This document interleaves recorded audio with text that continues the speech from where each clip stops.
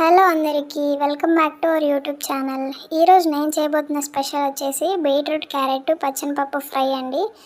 ఒకరోజు ఇంట్లో కర్రీ ఏం చేయలేక బయట నుంచి కర్రీస్ తెప్పించుకున్నప్పుడు అందులో ఈ కర్రీ నాకు కొంచెం స్పెషల్గా టేస్టీగా వెరైటీగా బాగుందండి.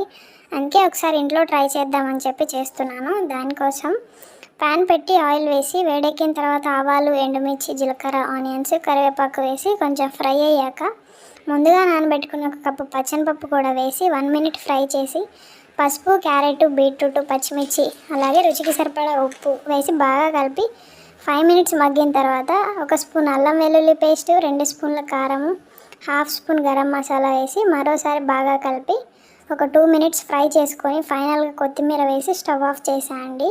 అంతే, బీట్రూట్ క్యారెట్ పచ్చనిపప్పు ఫ్రై అయితే రెడీ అయిపోయింది. మీరు ఎప్పుడైనా ఏదైనా కర్రీ ఇలా ట్రై చేశారా? చేసుంటే కామెంట్ చేయండి.